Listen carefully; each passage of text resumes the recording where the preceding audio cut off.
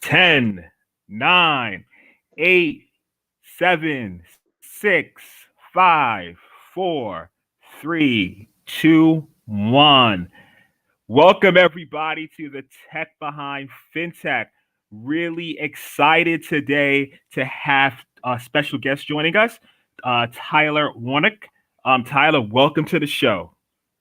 Thank you. Thanks for having me, Nnamdi. Glad to be here. Yes, exciting stuff. Let's get some housekeeping stuff going, and then you know what? Let's get into your bio. Tyler's very impressive. Tyler is the co-founder and CEO of Userfront, a software platform for user authentication and access control. He previously spent a decade as a venture capitalist, where he led investments in deep science and technology. And prior to that work, he worked on the missile defense research for DARPA.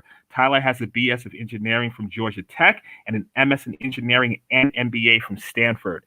Welcome to the show, Tyler. Thanks for having me. We've talked before and always enjoyed it. So looking forward to it. Oh yeah, so it's interesting when that happens, right? So we have these one-on-one conversations, and then it was so lively. I was like, I wish this was being viewed by like all my contacts. We could have a really good discussion. So the topic that we're going to be going in today are the top 5 evolving cybersecurity threats in fintech. Those who are used to our show understand our format. The first thing that we do is we go into the news, and then we go into the tech topic of the day. So I could just make sure what's going on LinkedIn. I'm going to make sure that we're being, we are live on LinkedIn. I just want to. Cybersecurity threat. Whoa. Okay, I can't do that because then it starts an echo. So what I will do, because what happens sometimes, some people are private LinkedIn users and they don't, they don't show up when they comment. So when I log onto the phone, we can actually see who's commenting so we can respond in kind. So with that said, the first news topic of the day that we're going to get into regarding fintech. So Deutsche Bank and Google this week revealed further enhancements to their cloud partnership signed in July. The bank will utilize Google's AI and data analytics to deliver new capabilities quicker and cheaper. This partnership is Google's first of its kind in the financial services sector. So we know that Amazon, AWS, huge player in the public cloud space for financial services. And so is Azure. So this is really interesting to me that Google's in this space now. This is the first with Deutsche Bank. What are your thoughts on that, Tyler? Well, I mean, Google's been trying to break into this space for a long time. I think it's just broadly speaking, it's the direction everything's going, right? Like it makes a lot of sense for most businesses, unless you're just a truly massive scale business to move to the cloud.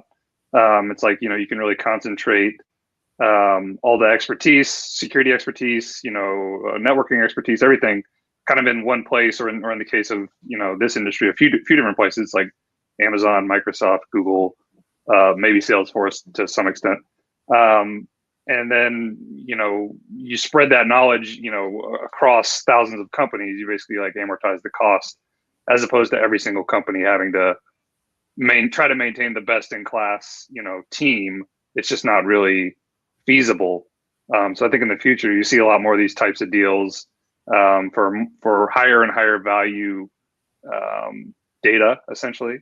Yep. I think, AWS has been just killing it, right? Like they've definitely been the leader. Yeah. Market leader, totally market leader.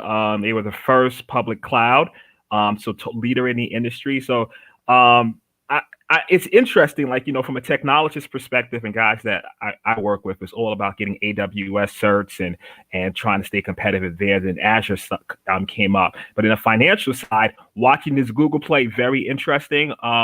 Definitely be keeping our eyes on it. And I would like to see how developers are going to start adapting to that. Let's see. We have a comment from Ozzy. Let's post it. She says, "Ooh, talk about the FireEye." Yeah, we will definitely talk about FireEye. That's on the news topic, even though it's not specifically related to fintech, because we are talking about the top 5 security threats. It is something we will definitely touch upon. That we're going to touch upon. The next piece of news that we're going to jump into, something in the EU and UK is open banking and their regulatory standards around it. And essentially, it's about financial institutions making their APIs accessible to smaller firms. So a stat that came out, half of Britain's small to medium-sized business sector surveyed are using open banking providers. So essentially, that's interesting. The fact that it's laws that are passed that explicitly require these banks to create their API and interfaces to third-party developers. And FinTech basically over there can get access to all the bank APIs by registering as an account information service provider or a payment initiation service provider. It's not like that right now in the US, but it's definitely interesting. What are your thoughts on that, Tyler?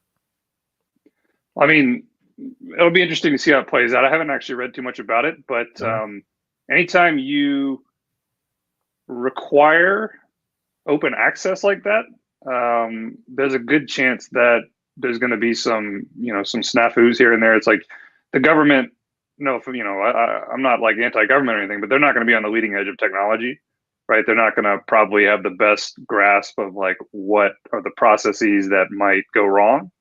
And so like if you say, for example, this bank, you have to expose an API to the public or to someone else on the internet. I could see lots of ways that could go wrong, especially as financial data. But you could obviously do it in a way that it wouldn't go wrong. So I guess it will just depend on how many resources they put into it. Yeah, I mean, I think it's the resource. I think it's having certain regulations so that everyone's doing it with a similar methodology, that there's certain things. Look, and we're going to talk about this as part of the top 5 security threats in fintech, but obviously APIs, application security, all of that are huge, vector access points that malicious attackers can get access to and expose. And that's definitely huge, especially on the API side. The next piece of news, OZ. Okay, let's see what Kelly says. Oh, he laughed out loud at the comment from OZ for sure. All right, before we get to the tech topic of the day, we definitely have to talk about, what are you saying? Kelly's saying, doesn't that create more vulnerabilities opening the API? Listen, anytime you provide additional access, I mean, it's going to create a potential security issue. Right now, if it's a vulnerability, that depends how you secure it. If it's going to be an actual vulnerability, but anytime you open yourself up, you expose any exposure. You have to secure it. That's just it's always a trade-off, though, right? Yeah. Like, I mean, the best way to secure your data would just be to close your business. Right? Exactly. Like, that's a question of. Based on that, I heard a really interesting analogy. Someone said on a podcast. Basically, you take a computer, put it in a box, seal it, and throw it in the bottom of the ocean. Like, there you go. no one has access to it anymore. Exactly. Not a lot of hackers down there. Yeah, exactly. Let's see what OZ's saying. Does Open API define the resource scope of the APIs they require banks to expose publicly? I'm not sure about that. I know it's public and private data. I know that the whole idea is to give users more access and increase transparency, but I have to follow up directly on your question. All right, let's go into the last news topic of the day. And ding, ding, ding, FireEye. Okay, look, we usually cover fintech news in this segment, but because we're talking about security, we'd be remiss not to mention the FireEye breach. So what exactly happened? Essentially, it was a state-sponsored adversarial attack, and they stole FireEye's red team tools.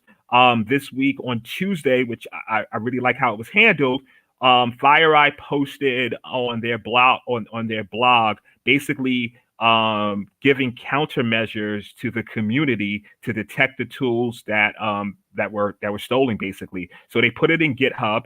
Publicly available technologies like OpenIOC, Yara, Snort, and Clam AV They gave countermeasures so it could be downloaded from GitHub to protect yourself. They did mention that there were no zero-day attacks exposed. Let's see what the audience is saying. On paper, it's easy to think of that, but a lot to go. Okay, I think that's about the fire. The fire. What are your thoughts on that, Tyler? Well, I guess maybe for context, the red team tools are if you talk about red team, blue team, U.S. military, whenever they do drills, the military is the blue team, and whoever's attacking them is the red team. And so when you say red team tools, it's like this firm Fire, I was basically hired by other firms to try to penetrate their systems. Right? They're the red team. They're hired to be the attacker. And so as part of that, they built up all these tools. To try to attack different systems. The thing that doesn't necessarily make sense to me is they claim that it was a nation state, or this is like saying we got hacked by North Korea or something, right? Yep. Where you typically associate those types of entities with having very advanced tools. And so the notion that they would hack into this company to try to steal their less advanced tools is kind of a weird concept to me. So I don't, there's a chance that maybe you just want to see what they have, kind of a thing, and they got caught. But at least my first thought, and again, pure speculation, was something feels a little off, right? The fact that you would say this like super advanced entity is going to hack this less advanced entity to steal their hacking tools is kind of a weird thought. I like where you're going with that. And in reading about it this week and posting it, I didn't look at it in that way. So that's definitely an interesting perspective on it. You have, we talk about nation state actors, right? You have so much at your disposal. We're not talking about a small hacking group right here. What's the incentive to take this one company's tools when you have sophisticated tools? That's a brilliant. I like that perspective. Obviously you could say, well, maybe it wasn't a nation state, or what would a country want with those tools? They could already have more advanced tools. Maybe they want other people to have them. Maybe they want to be able to say, there's just like a lot of ways you could go with it. You get like off into, where your tin hat or whatever. But some part of it just, I don't know, this is a little bit off. Okay, what did Osi say now? Chances are the state sponsored attackers didn't break in just to steal the tools, because most of the tools are for exploits publicly available. Interesting. That's kind of how I feel. It's like just at the high level, the motive doesn't add up completely, or maybe there's some other subtext. No, I mean, like I said, it's a good perspective. I didn't look at it in that way. So that's definitely. I mean, every time I think about a breach, my first thought is, okay, what data was stolen? Like, because the data is always the crown jewel, right? That's the gold, that's the oil, whatever. Like, it's the crown jewel. And when I don't hear data was stolen, I'm like, okay, well, what happened is, and with this news article, to your point, it's like, oh well, our red team tools were taken by a state sponsored attack. So it's interesting. Let's see what OC's saying again. This is good stuff. She's posted. They have government contracts with potentially other juicy stuff that hasn't didn't achieve their actual goal. Yeah, I mean, just I don't know. I mean, purely speculative at this point. Okay, now moving on to our topic of the day, which is the top 5 evolving cybersecurity threats in fintech. So let's kick it off. The first one: application-related cybersecurity vulnerabilities. Tyler, let you jump in on that. Yeah, I guess I was thinking about this because you gave me the list before the show. And one thing I want to do is maybe just set the context for what exactly an attacker is. Okay. I think it will inform some of the other things, because this is kind of notion that's like often reinforced in Hollywood, that hackers are like just 20-year-old genius anarchist like in their basement with like a hoodie on, and they hack your system for like 5 minutes, and then they're like, I'm in, and their motivation is usually some kind of like personal vendetta or the thrill of it or whatever. Like that's like the mental model that a lot of people have of like a hacker. But I think the reality is like a lot of the security threats are much more sort of like the 9 to 5, like suit and tie type of people who this is like literally the way they make a living. Yeah. And they live somewhere in the world where you can do this and the FBI is not going to come knock on your door, right? Nobody cares, right? There's lots of places in the world where if you're hacking American companies or European companies, literally no one cares. And so I like to picture like someone in their 40s, getting ready in the morning, drinking their coffee, they kiss their kids on the head, then they go into some like just totally nondescript office building for 8 hours. But it's every day, right? Day after day. And all they do is probe for vulnerabilities, right? This is like they're running scripts. They are trying to phish people. They are discussing with their colleagues. They're looking at leaks like this FireEye leak, right? They're getting tools. They didn't write them, right? For the vast majority of them, they didn't write the tools. They found them somewhere. And then they just run them, right? They run them against all the systems that they can find. They run import scans. It's very like opportunistic. And they are not this like anarchist genius type. And so it's like literally probably thousands of these sort of boring offices that are all around the world, and they're just constantly probing for anything they can monetize. It's almost always data. And your business or anyone's business is kind of just an abstract concept to them, right? They really don't care about what you do. They don't care about your career ambitions. They don't care about your product line, right? All they care about is like, you have something that they can monetize, right? And so that I think kind of informs like people think that in order to be secure, we need to have like, beat these like genius hackers, when the reality is like there are basically 2 ways you can be insecure. And this is kind of gets to the application related stuff. You can be misconfigured, right? You set up your system wrong. And so that one of their scans that they're running, these automated scans, is going to find a vulnerability, right? You use some default password somewhere, or you didn't, close off a port or something like that. Or you can be out of date, right? There may be a new vulnerability. You are 3 years out of date, and the attacker is 1 year out of date, right? And they're just ahead of you by a couple of years. That's basically the 2 ways that you can be insecure. But I guess my high level point is like attackers are very rarely ahead of the security researchers, right? In most cases, they're years behind. So in most cases, the flaws that people are exploiting are very well known, and have been known for, in some cases, decades, or a decade. And so application security is really about just kind of being on top of things. I love the context, and I like how you really painted that picture, and the simplified ways of being insecure. Because even when you start now unraveling one of those threads, and you start looking at software supply chain management and libraries that people have or applications have that they reference. Because code is not built from scratch, right? So it's going to be libraries you reference, and some of those are so out of date. So when you now scan do a vulnerability assessment, once you see that, then you can just go in, and countless companies have been hacked on the application layer just because of using out of date libraries and things of that nature. So that's good point.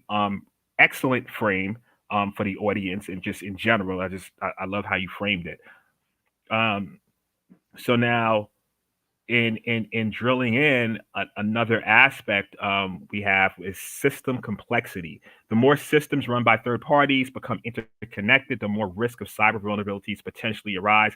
Different systems that are designed at the same time by the same developers often create compatibility issues and challenges in cybersecurity, making it harder to identify all potential sources of the vulnerability carefully.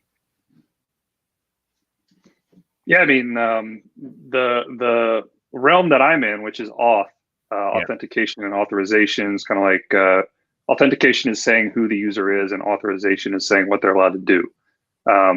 That's obviously going to be a big vector for attacks, because you can either pretend to be a user who has access to certain things, or you can get around the access controls. That's kind of the two ways that you would exploit that. But like just those simple concepts is like a lot going on, right? It's very complex. This is what our company does. Like the whole point of our company is like, this stuff is complex. It's hard for every organization to do it individually, because I mean, even if you're just talking about authentication, it's like there's tokens, there's hashing, there's encryption, there's key generation, there's handshakes, there's cookie storage, there's your like JavaScript settings, there's like local. I mean, there's just all sorts of stuff, right? And every single one of those things, there's new security recommendations every 6 months to a year, right? As new tools are released that exploit new things, as browsers come out with new standards, stuff like that. There's a lot of moving parts, right? And so I think, if you're talking about having a bunch of different systems, a good way to think about it is like, it's okay to have different systems, but you want to say like within each type of process, you want to sort of standardize. So like you could have a lot of different servers, a lot of different, microservices often called, but you would want them to not all use different authentication, right? It would be much better to say, let's come up with one authentication system, make it rock solid, and then make everything else work with it. And if you do it that way, as opposed to saying like each one is kind of its own, little kingdom, I can't say that it's necessarily less complex. It's just you're able to focus your resources where they matter, as opposed to saying, let's try to secure a bunch of small safes. Let's secure one really big one.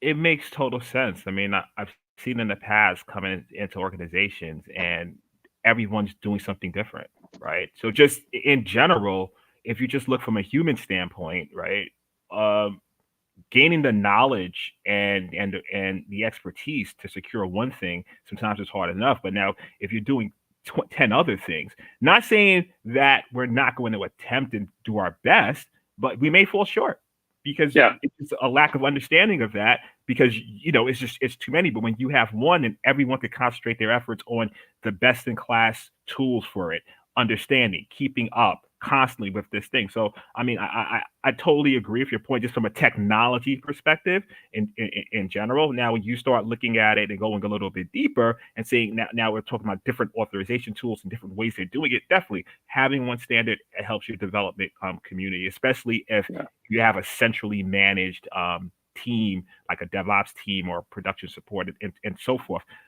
Yeah, and I would add additionally,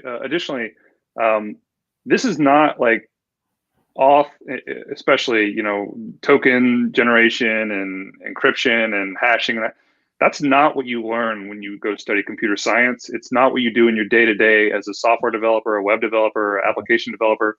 It's basically like you have to try to learn this topic well enough to make sure that everything's configured right, set up right, and then you basically just forget it, right? Then you go on and actually build, because the core business is going to have stuff that they want the developers to actually build, right? Like the login, for example, is just like, you got to have it. It doesn't really set your business apart. And so, that's not even an area where the developer could be an expert. It's not like they're not capable. It's just they're not an expert because that's not what they're paid to do. And so like, that's where you get the misconfiguration up front. It's like, well, I understand this 90%, but you just missed something. And then B, the inability to keep it up to date over time, because it's like you install it, it's working, let's not mess with it. And then next thing you know, 2 years down the road, well, now you're out of date, right? And it's something, before I jump into what I was about to say, let's talk about the user comments and see what's going on.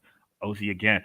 Security misconfiguration may rank low on OWASP top 10, but it always be there, especially we have seen breaches where an S3 bucket was just something was misconfigured on an S3 bucket, and huge data leakage because of Yeah. that, and there's been countless cases of that. And I mean, look, when you jump into cloud, start talking about cloud security, and I think we're going to get into it because definitely one of the top five.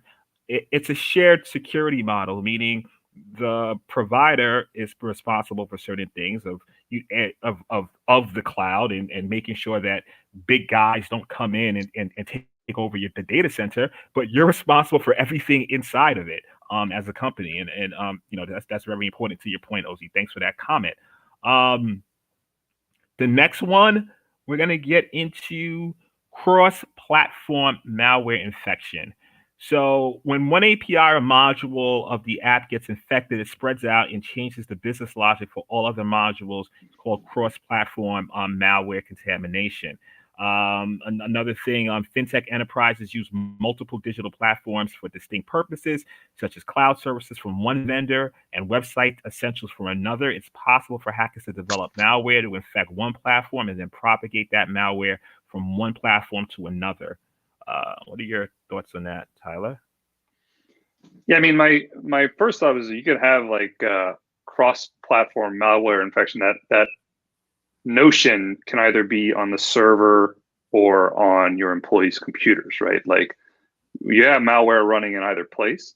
I think the server is, in general, much easier to secure because A, you have theoretically security professionals are the only ones that interface with it, and B, you kind of control everything about the system, right? You can control what operating system it's running. You can control what language your application's in. Like you can control all of that. Versus your employees' computers, it's like not everyone in your organization is going to be super savvy about these things, and so it's like someone sends them an email and it has an attachment, and they get spearphished or whatever, and it's like it's just hard. You have an organization with 50,000 people. It's just hard to not have some sort of a breakdown in the process, right? So I think the solution to the server side is like just make sure you have a good team, right? A team that is paid to do that job, and not a team where, or make sure you have someone else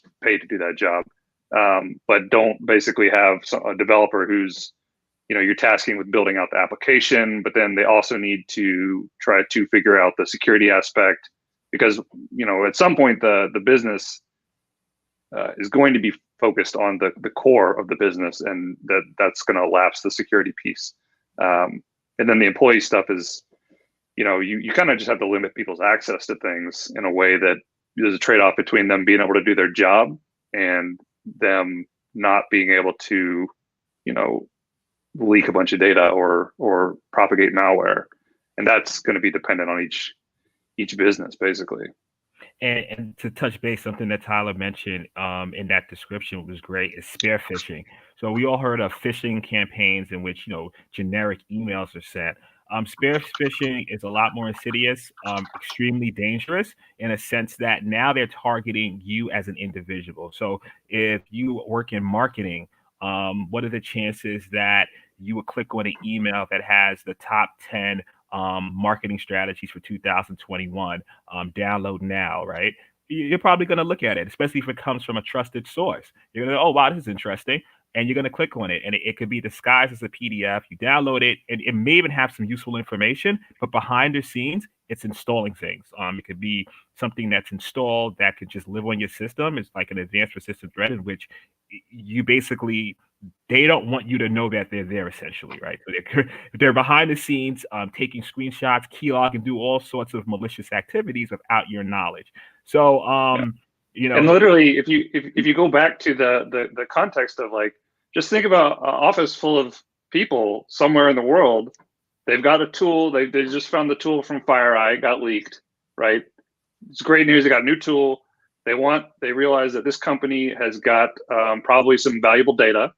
And so now they're going to go on LinkedIn. They're going to find all the employees. They're going to say, look, here's probably the 100 most employees that most likely to, be susceptible to some kind of an attack. And then they'll just go through and that's their job, right? Like they'll go through and just plod their way through it. And then if someone messes up, it's like, there you go. I got you.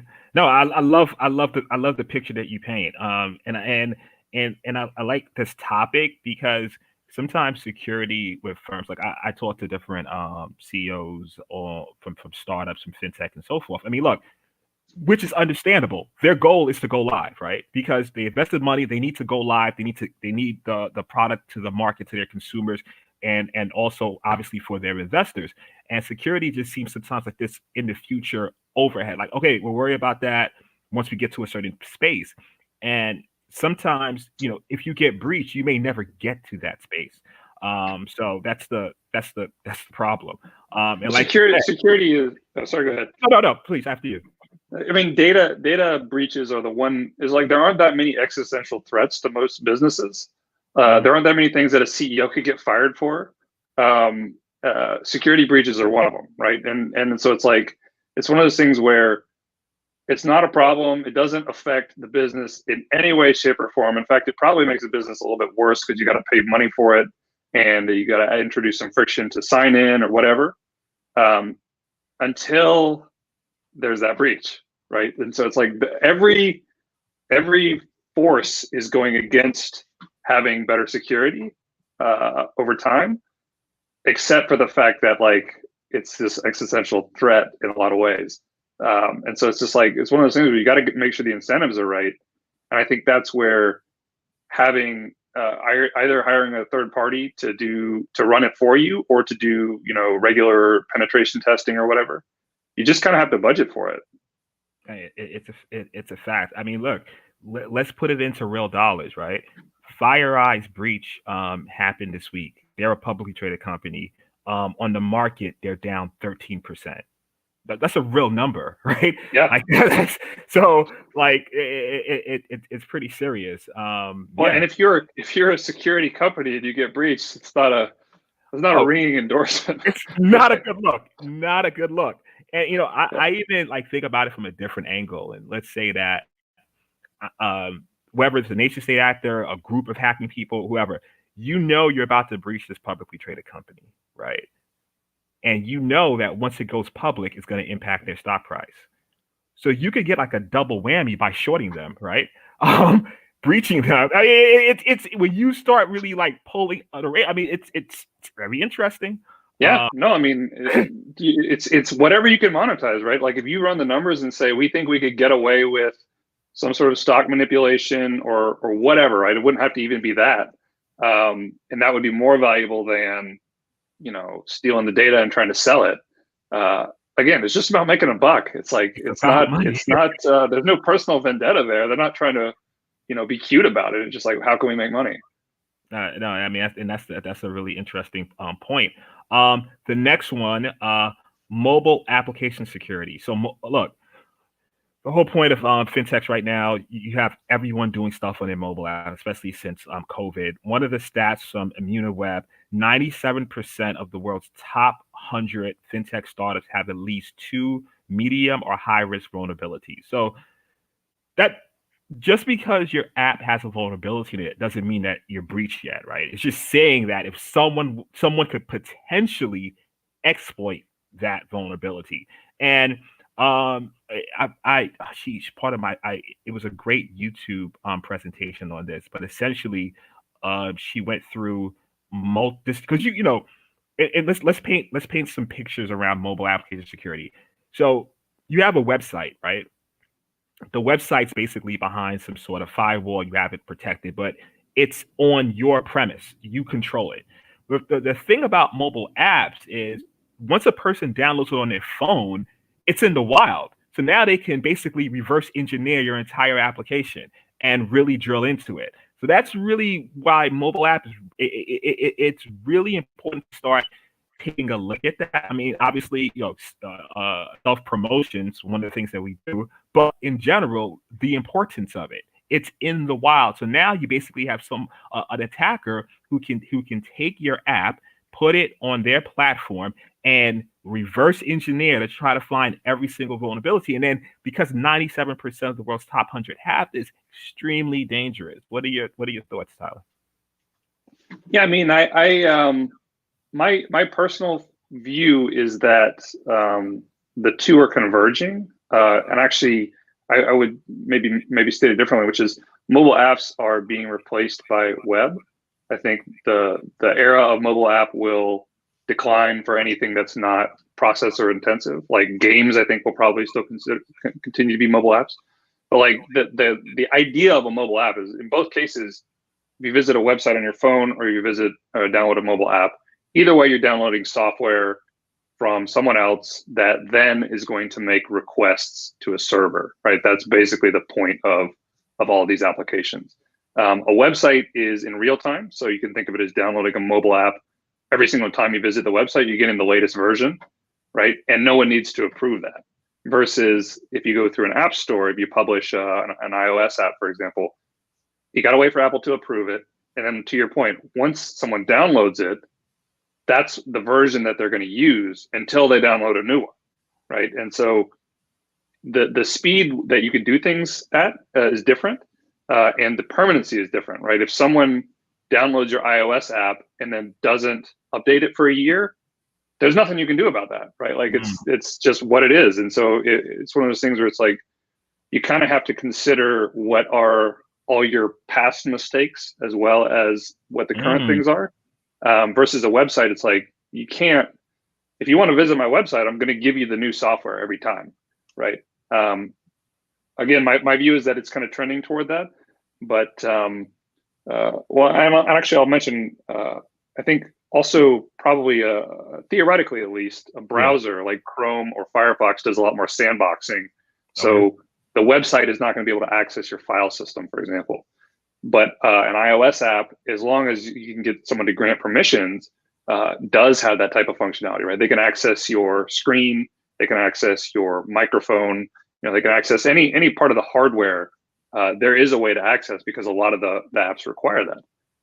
And so I think just by definition, almost there's more that could go wrong with that happening, both with it being sort of more out of date and having more access to the hardware. You do have to think about them a little bit differently. But again, my point is, I think it's going to trend toward the more sandboxed model and more towards the real-time model, just as processors get faster and internet connections get faster, there's no reason to go to an app store and download the binary every time. Interesting. Good perspective. Our last one, cloud security, and we kind of touched on this earlier.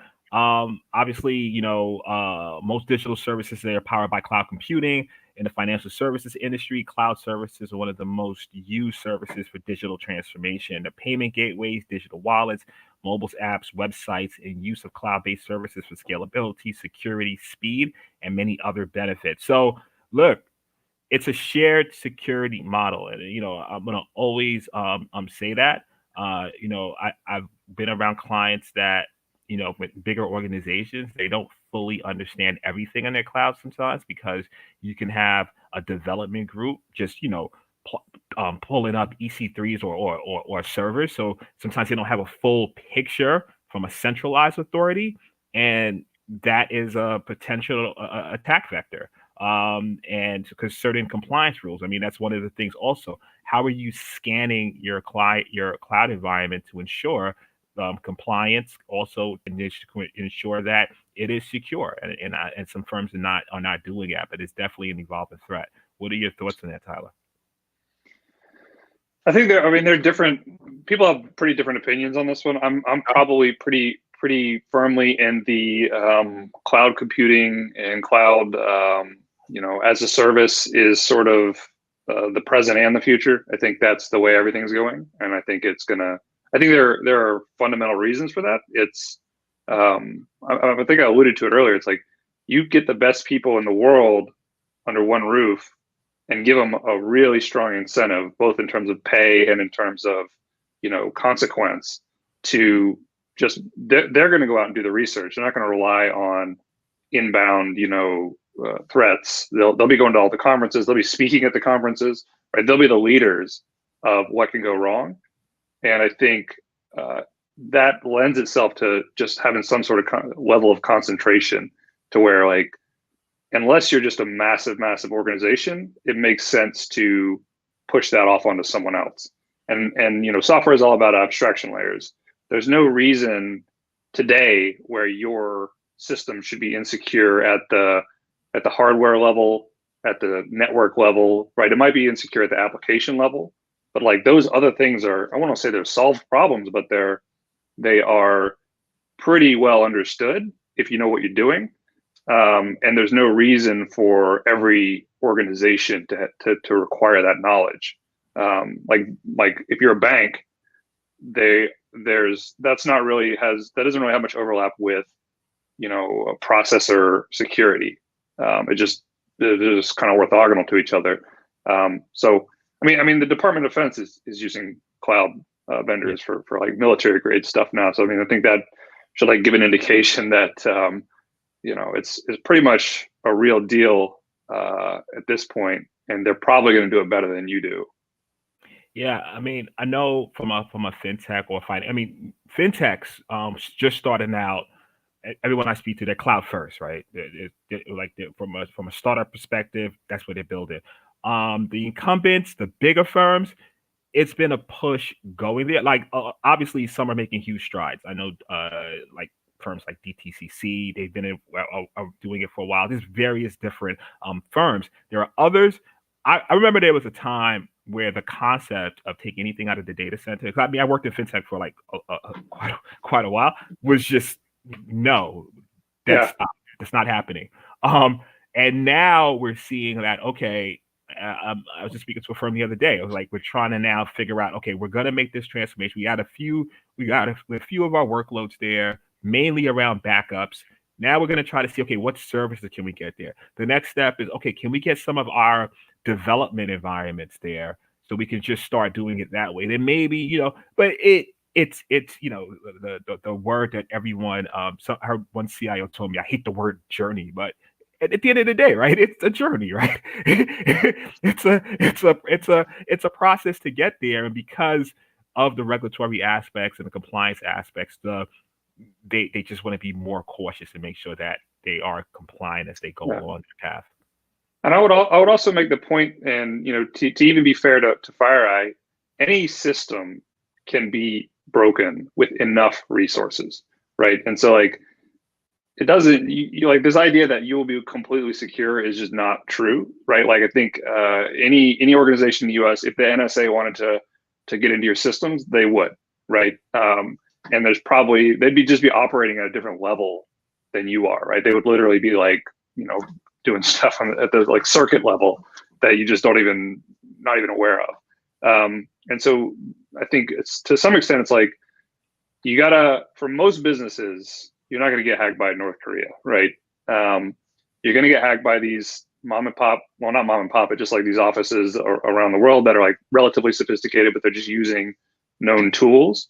So that's one level. And as long as you account for that, like there's a very good chance that you will not have any problems. And it's kind of like a bike.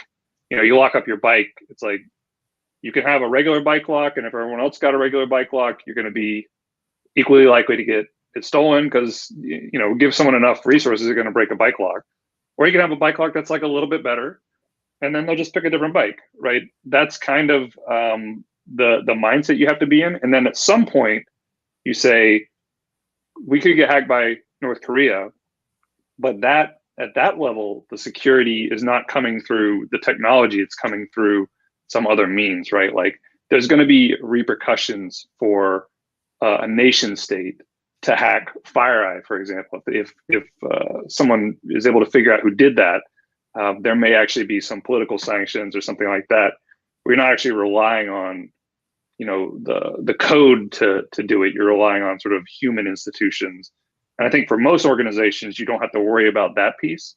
You just have to worry about like, the stuff that's like 2 years old, can we make sure we're ahead of that?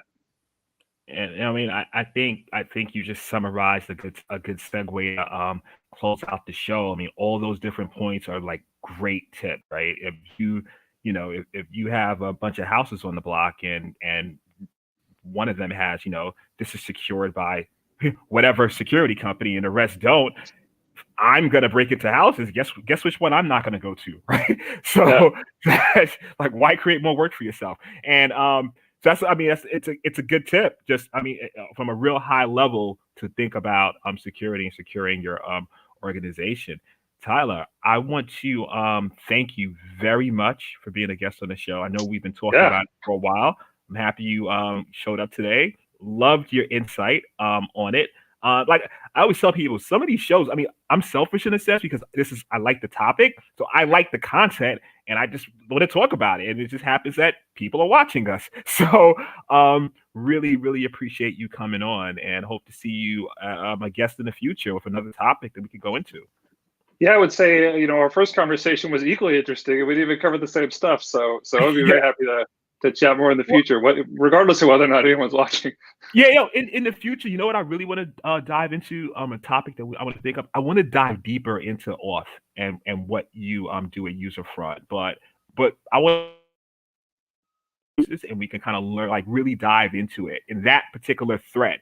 Because even though it's one aspect, obviously, of security, it'll be really good to just unravel it. Because I mean, there's so Yeah, much of hitting things that I'm sure like I want to learn more about personally, and our audience will probably be interested in too, and see how we could apply it to financial fintech. That's who our market is. That yeah. that would really be great. So let's like before, let's go behind the scenes, start emailing each other some ideas, and like make something like that happen.